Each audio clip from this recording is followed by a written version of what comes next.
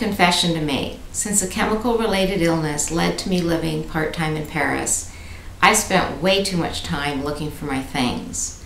I've lost all of my summer shirts while in Paris, for instance, and not found them until winter.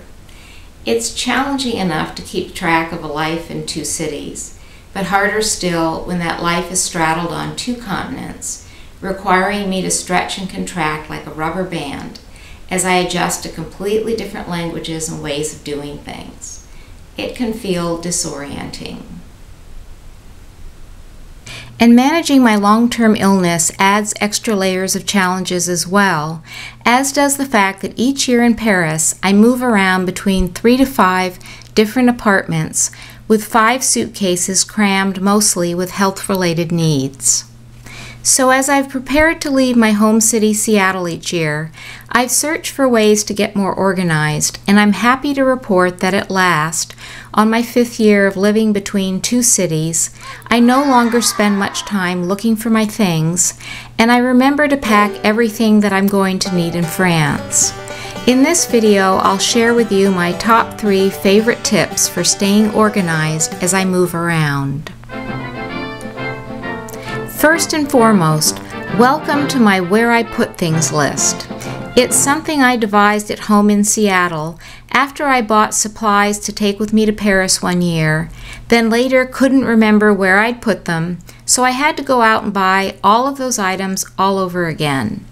I didn't stumble on those misplaced things for another year. So now I keep a list of where I put things like that, as well as where I've stored other household items, and I list them in alphabetical order. Most of the things that I put on the list are items that I don't use regularly, whose whereabouts I'm more likely to forget.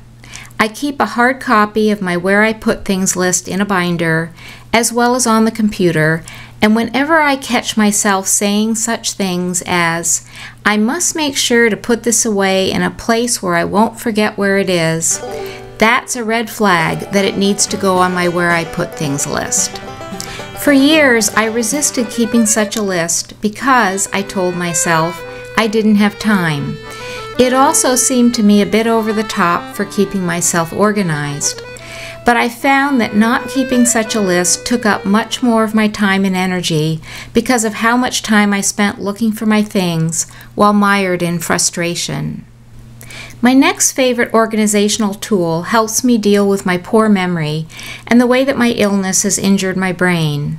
On my best days, my memory may merely be poor, but on my worst days, I might untie my kitchen apron after cooking dinner, but forget to take it off so that I fall on my face as my ankles become entwined in the apron strings. Neurological tests of my brain show that I have deficits in my brain functioning.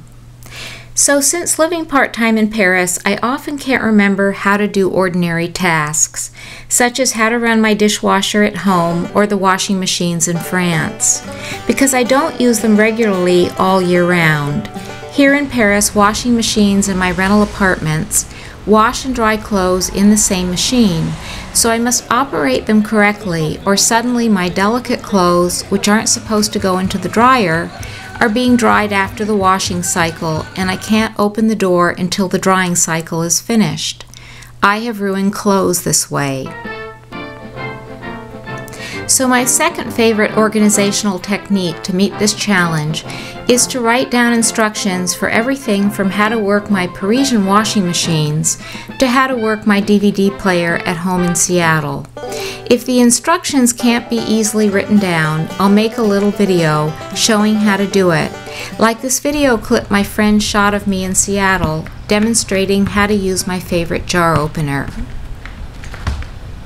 Okay, demonstration of my favorite jar lid opener.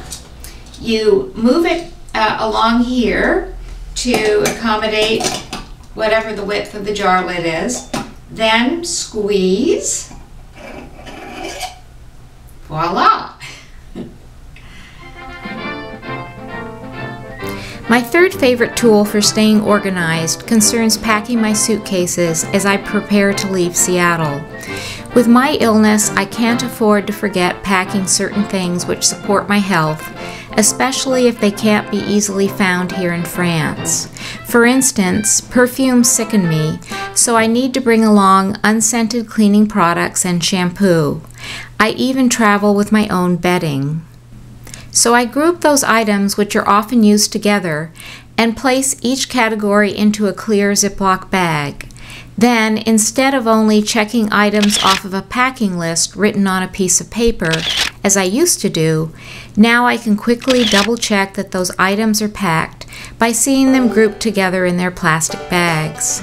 Grouping things that belong together also helps me find them more quickly once I'm in Paris, and has resolved the frustration of losing those small stray items which float around my suitcase.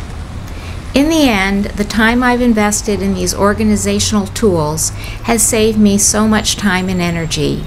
But more importantly, these techniques have cut so much frustration out of my days and allowed me to enjoy life more. Thank you for watching my video.